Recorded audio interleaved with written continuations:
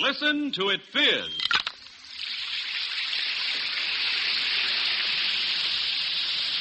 First aid for relief from headache, Alka-Seltzer. From acid indigestion, Alka-Seltzer. From cold discomfort, Alka-Seltzer. Alka-Seltzer presents the Quiz Kids and the chief quizzer himself, Joe Kelly.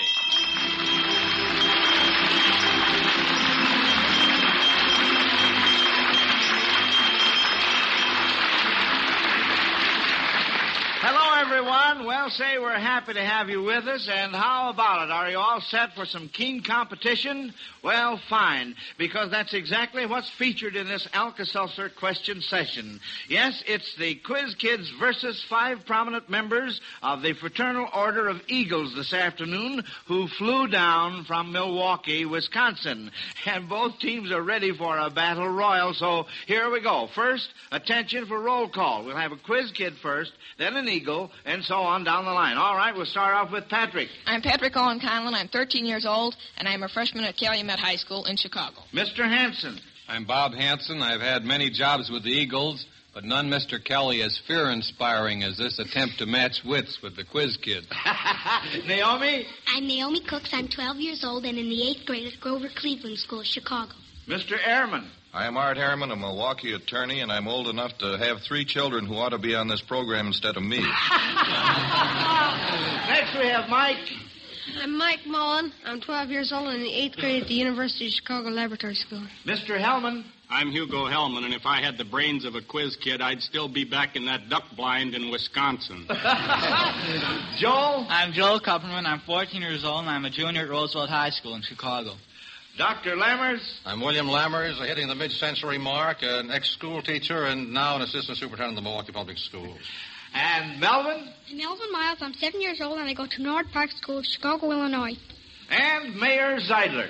I'm Frank Zeidler, the mayor of Milwaukee, and I have the least intellectual pretensions for being on this program.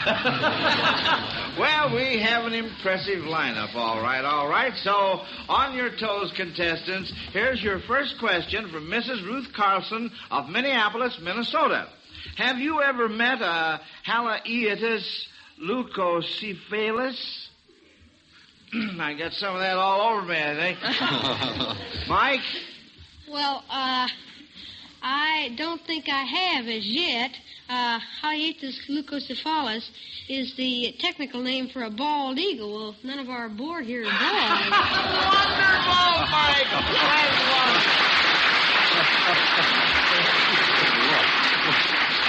Well, of course, Mr. Ehrman, it won't be long now for Arthur.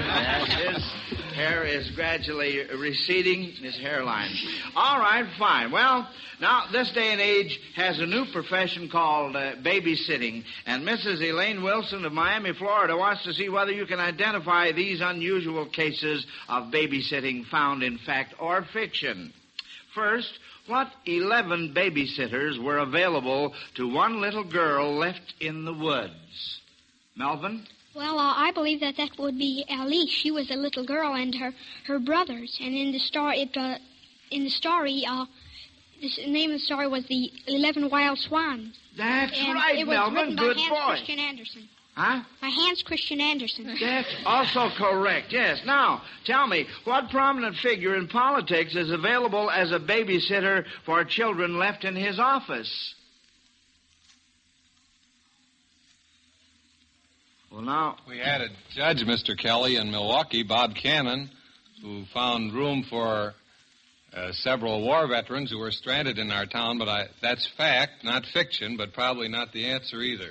Well, now, Mayor Zeidler, isn't it true that sometimes your wife leaves your 6 children in your office when she goes shopping? Trying to say that. Mr. Kelly, I was just going to volunteer myself as the prominent politician who's the babysitter.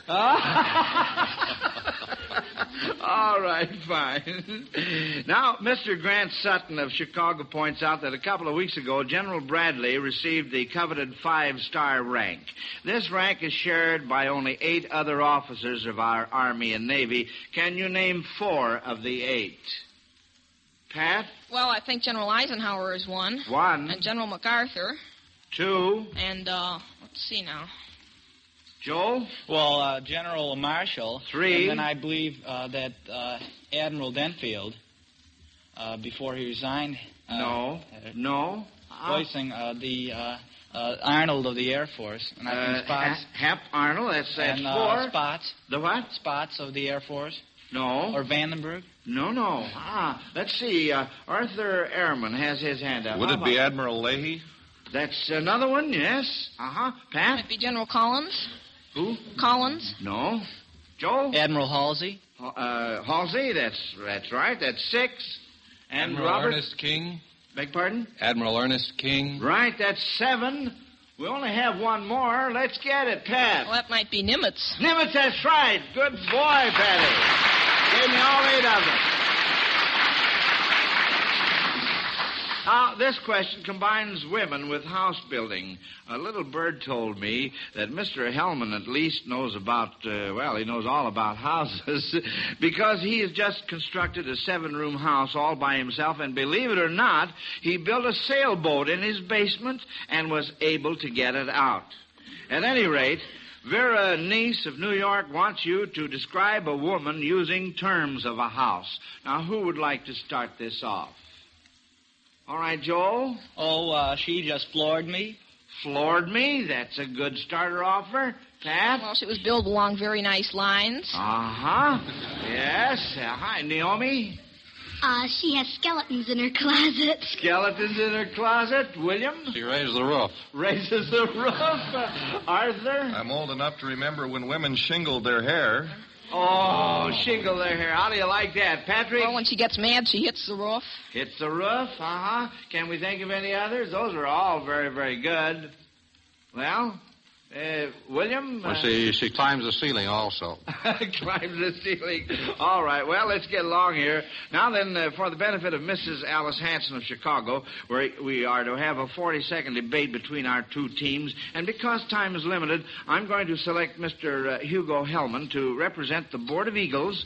And, Mr. Hellman, is it true that you are the debate coach at Marquette University? That's right. Uh-huh. All right. I paid a salary for it. Okay. And I'll select 12-year-old Patrick Conlon to represent the Quiz Kids. Now, I'm going to tell you the subject for the debate right now, and you'll have a few seconds to organize your ideas. Pat will take the affirmative, and Mr. Hellman the negative. The subject is... the early Crusades did more for the world than the invention of the sewing machine. Now then, while you're thinking about your ideas, I have something to say to our listeners. It's this, friends. If you've never tried Alka-Seltzer for headache relief, you don't know what you're missing. So take a tip from me and try it next time. Yes, friends, do that, won't you? We know you like Alka-Seltzer and the fast relief it can give you from the pain and distress of a headache. It contains one of the world's most effective pain relievers. And when you drink Alka-Seltzer, this pain reliever is already dissolved, ready to go to work instantly. And remember this, Alka-Seltzer's effervescence, that sparkling fizz, has importance too, because it enables the pain reliever to get there fast and give fast relief. So try Alka-Seltzer for that headache. That's all we ask. Try it. Alka-Seltzer will do the rest. Get a package of Alka-Seltzer at any drugstore. Yes, and here's another tip, friends. Instead of 1, buy 2. That's the wisest thing to do. Well, all right, Pat, now you are to begin the debate on this world-shaking problem by taking the affirmative. And as I said before, the subject is the early Crusades did more for the world than the invention of the sewing machine. And, of course, Hugo Hellman will take the negative. And we're going to let the audience decide when I call upon them as to who gives us the best argument. Now then, all right, Pat, you start. Well, I'd start off saying that the early Crusades brought together men of many nations for the first time, united under one flag and fighting for a common cause, and of course that was a very good result. All right, continue. Give some more? Oh, yeah. All right. Only 40 seconds, you know. Go ahead. It encouraged colonization from the people of the West. Portugal was founded as a result of the Crusades, and Constantinople and some others, I believe. And, well, I'm sorry, Pat. Your time is up. All right, Hugo Hellman. Well, in the first place, as a debate coach, I must call Mr. Kelly's attention to the fact that that is not a good and proper debate question, the first requisite of a good debate question is that it should not be double, and this is a double debate question with two major terms. Now, in reply to... We were making it twice as hard. You know that, don't you? You're wasting a lot of your time. Are you using my time? Yes, so are you. Go ahead. In answer to my opponent over there, Pat failed to define the terms. I don't quite know. He should have defined the early Crusades, and like a debater, we avoid as long as possible getting down to the specific argument. Now, when it comes to the... I'm terribly... All right, now. Business. Those in favor of the affirmative say yay. Yay. Those in favor of the negative, nay. Well, the affirmative, of course, the affirmative got a head start on you, Hugo Hellman. Well, that was a lot of fun anyway. Now, here we go with our next question. Elsie Morris of Boston, Massachusetts, wants to see what you contestants can do with what she considered her hardest subject in school, and that is Latin. I'm going to give you a Latin phrase, and you translate it into English. Here's the first one. Omnia vincit amor. William? Love conquers all. That's right. Very, very good. See what we can do with this one. Fit fabricando faber. Fit fabricando faber. Joel? Well, I know the first word is it was made. F-I-T, isn't it? Well, now, wait just a minute now. Can we translate this? Fit fabricando faber. Of course, my last Could isn't you, so hot, I will admit. Joel? Could you spell that last word? The last word is F-A-B-E-R. All right, now, what do we do? Robert? I'll try a long shot, Mr. Kelly. What is built builds the builder. Well, now, you're warm, I must say. That's fairly close. William? The builder builds in building. No, that translated means practice makes perfect. That's it. Well, that was a miss. Now, let's see what we can do with this third one. Eagles ek me udge ortspace. How about that one? William? That's fine pig Latin. Eagles make good sports or something of that kind. That's right. That's very, very good.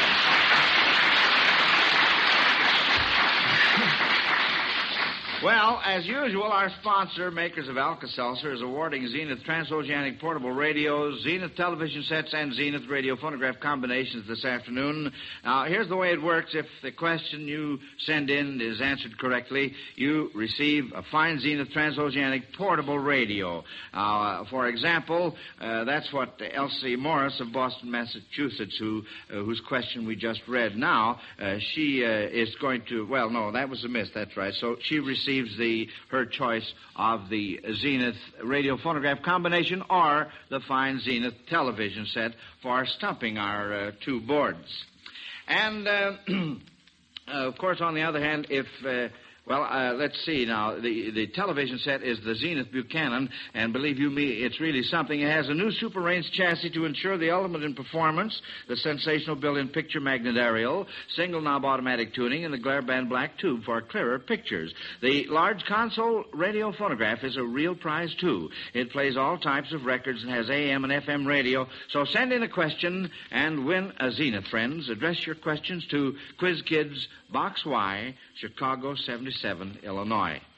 Now then, you're going to hear some sound effects for this question from Mrs. Dorothy Morgan of New York. Each sound effect should suggest an old-time song. Let's see if you can identify the sound and the song. Here's the first one.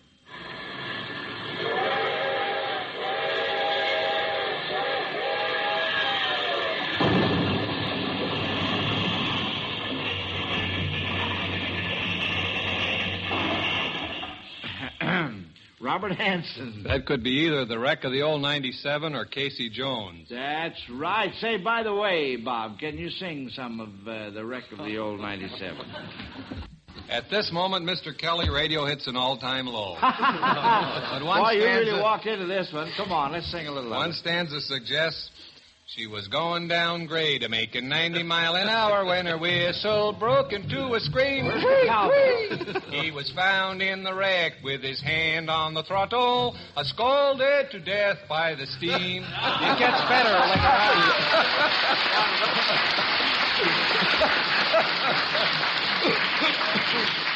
Well, if I just had a cowbell, I'd feel right at home, Robert. Yeah. How about this next one?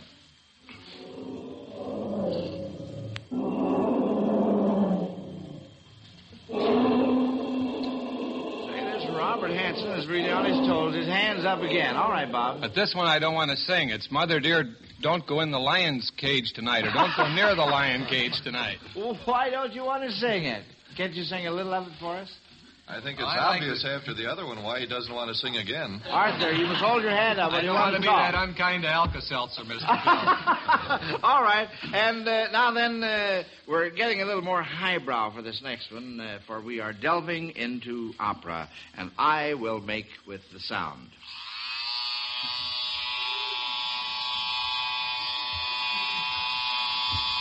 William? Barber of Seville. The Barber of Seville. Fine. Say, by the way, could you sing a little something from the Barber of Seville? Well, As a I'm matter afraid... of fact, Little Bird tells me that you do a little opera vocalizing while you're shaving. Is that right? Well, I can't sing Figaro's song from the Barber of Seville because they'd put you off the air if you heard my rendition of that. Oh, is that so? Figaro la, figaro do, figaro do, figaro la, figaro do for 15 or 20 minutes. Oh, and that... That's Rossini. It takes you 20 minutes to shave, huh? With an electric razor. All right, fine. Well, now try this question. It's a history question from Mrs. Mae Johnston of Los Angeles, California. What important events took place on these dates? The first one is October 12th. All right, Mike. That was when Christopher Columbus discovered America in 1492. That's a boy, October 12th, 1492. How about October 27th? October 27th. Important event in history. Joe? I'm not sure. Wasn't Yorktown on that day? No. Oh, wait a minute. Mr. Ehrman, isn't it true that you were married on October 20th? Don't you remember? No. There's a small inaccuracy there. It was the 22nd. Oh, the 22nd. Oh, I must speak to your wife about that. You know, there's one thing I can't understand, though. I don't know why, but your wife wouldn't tell me the year. Well, it was 4 years ago this month. Oh, was it? All right. Now, before we go on to this next question, I want to tell you, Eagles, that one reason we are so delighted to have you on our program today is the fine work your organization has done for children. Now, Mayor Zeidler, how about telling our non-Eagle listeners something about it? Well, Joe, you and the Quiz Kids aren't doing so badly in that department. I think this program is a wonderful thing for kids and grown-ups, too. I hope Miles' Laboratory keeps you on the air for another 100 years. But back to the Eagles. All the Aries, and there are 1,800 of them located throughout the country with over 1 million members, do a lot for youngsters. They have sports programs for young people, free baby clinics, sponsor Boy Scout and Girl Scout troops, and so on. In my state of Wisconsin, the Eagles have started an all-faith chapel for the state's industrial school for boys. But in my opinion, one of the nicest national projects is our Memorial Foundation. This is a $3 million fund with which we are making good on a promise we made to all our members who were in the last war. We promised them the Eagles would look after their children. More than 3,000 Eagles were killed. They left 1,283 children. We are paying for the best in medical and dental care for those children. The mothers can take them to any doctors or dentists they wish, and we are guaranteeing them educational scholarships until they reach their majority, right up through college. This manner of honoring the fathers and helping the children grow into better citizens strikes me as a pretty right kind of war memorial. And now, Joe, I have here the Good Neighbor Award of the Fraternal Order of Eagles to be presented to the Quiz Kids in recognition of their many contributions to the welfare of local communities. Well, thank you, Mayor Zeidler. I'm very happy to accept this Good Neighbor Award for the Quiz Kids, and this program congratulates the Fraternal Order of Eagles for their wonderful work.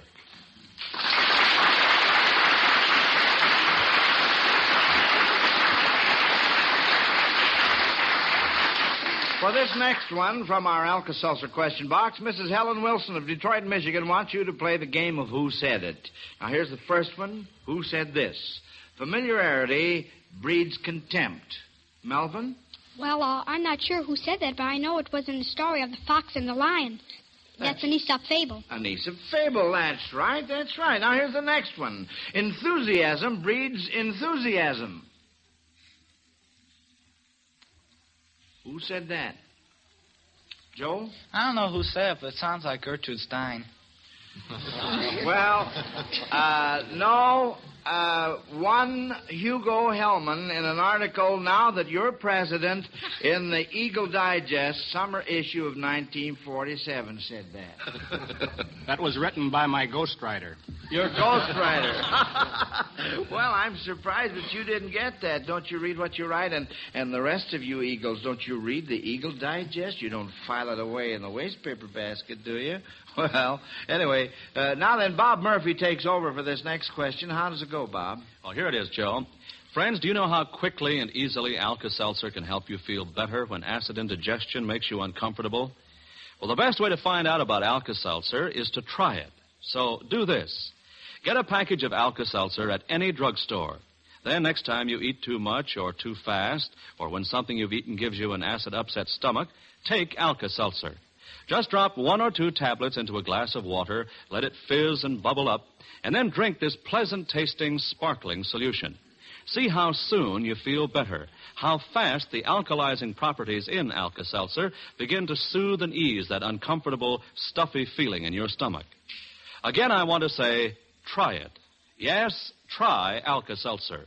If you're not completely satisfied, you get your money back. Yes, sirree. Where there's Alka-Seltzer, there's a way to fast relief from acid indigestion. Now, here's a history question from Mrs. Judith Clark of San Francisco, California, who wants to test your knowledge as to the military campaigns of the Civil War. You are to tell what chief battle was fought between the 2 battles I shall name. First, in the Western campaigns of 1862, what chief battle came after the surrender of Fort Henry and Fort Donelson and before the Battle of Corinth, Mississippi? Joel? Would that be Vicksburg? No. Oh, wait a second. Shiloh. Oh, wait, William? Out of number 10 or Shiloh? You said Shiloh, too, there at the last, didn't you, Joe? Both of you are correct. Now then, next in the Western campaigns of 1863, what chief battle came after the Battle of Port Hudson, Mississippi, and before the Battle of Chattanooga? Chickamauga. Chickamauga, that's right, William Lammers. And Joel, you had your hand up? I was going to say that. You were going to say the same thing. Now, I understand that Mr. Hellman was good enough to interrupt a duck hunting trip to be on our program. He left his duck blind to come to Chicago, and will hurry back as soon as the program is over. So, Mr. Hellman, you may like this question from Mrs. Margaret Wilson of Philadelphia, Pennsylvania. I'm going to call on first one of the adult contestants, and then a quiz kid, and continue back and forth. And each time, you are to name one kind of duck. You are to name only one at a time. All right, Mr. Hellman, you start it off. One kind of species? Just one kind of duck, yes. Mallard. Quiz kids? Black duck. All right. Teal. Teal? Pintail. Lame duck. Mike? The gadwall. Dead What duck. did he say? Dead duck. The scop duck. We're getting down to the bottom of the blind over here. All right. Go. Eider duck. Eider duck? The blue-winged teal. Canvasback. The Joe? Dead duck? Well, we had that before. Grebe. There could be 2 of them. All right. Grebe. Yeah. All right. Back. shoveler. Harlequin. King eider. Greater scalp. Lesser scop. Bluebill. What? Bluebill. Bluebill? Ringneck. Male ducks. Ringbill. All right. Ruddy duck. All right, Mike. All right, Naomi. Female ducks. Well, I guess this could go on all afternoon. That was a lot of fun. Yeah. Now then, I'll tell you what I'd like to do. I'm going to give the Eagles the last chance to roll up some final score on this question from Mrs. Eleanor Donnelly of Chicago. You know, a little bird told me that Mayor Zeidler plays a terrific piano, one-finger style. And I'm going to ask him to come over to the piano with me, and we'll try a little duet. And I can't think of anything better to play than an old-timer like Whispering, Mayor Zeidler. So if you'll sit down there at the treble and get that one finger all set, I will scoot over to the bass department, and we'll see how a little double piano sounds, just the two of us.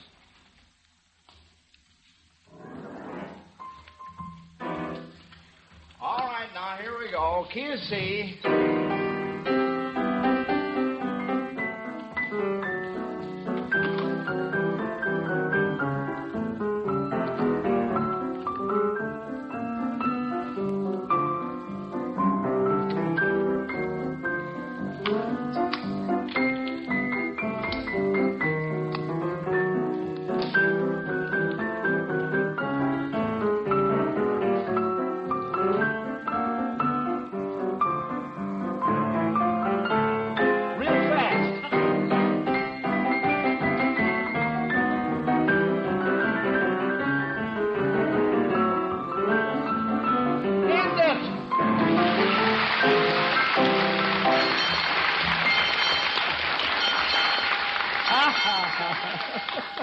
Saved by the bell. Well, this was a real competition. I'm sure the judges won't find it easy to name the winning team. We'll give them a few seconds to total the scores. And, friends, while we're waiting, here's an important message. Don't take chances. Take one-a-day brand multiple vitamin capsules. You can't keep feeling your best, working your best, or looking your best unless you get enough essential vitamins.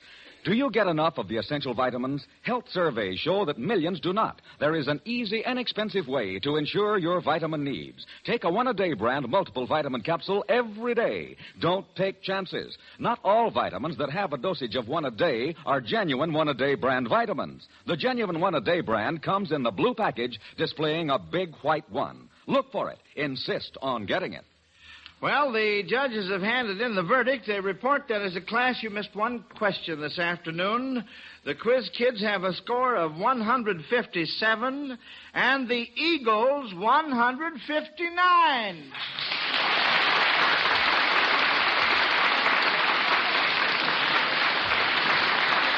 Well, what do you know? The Fraternal Order of Eagles can certainly be proud of their 5 representatives this afternoon. Yes, it's really something to be on the winning side when you're competing with the Quiz Kids, but you did it, and congratulations. In fact, congratulations are in order for both teams. You did a fine job. Now, we were mighty happy to have you 5 Eagles with us this afternoon, and we send our best wishes to your brother Eagles. It was inspiring to learn of the fine work this great organization is doing.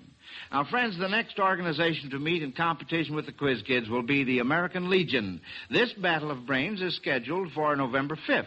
And later in this series, the Quiz Kids will battle it out with members of the Rotary International, then the Lions International, and the Benevolent Order of Elks. Now, we'll see all you Quiz Kids here in school next Sunday, and we hope all you folks will plan to be with us, too. Until then, this is Joe Kelly dismissing class. Goodbye, kids. Bye, Mr. Kelly. Goodbye, Eagles. Bye, Mr. Kelly.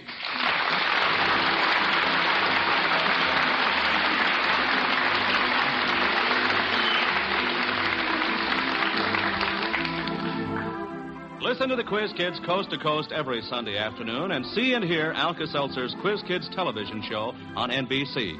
Consult your local newspaper for time and station. This is Bob Murphy speaking.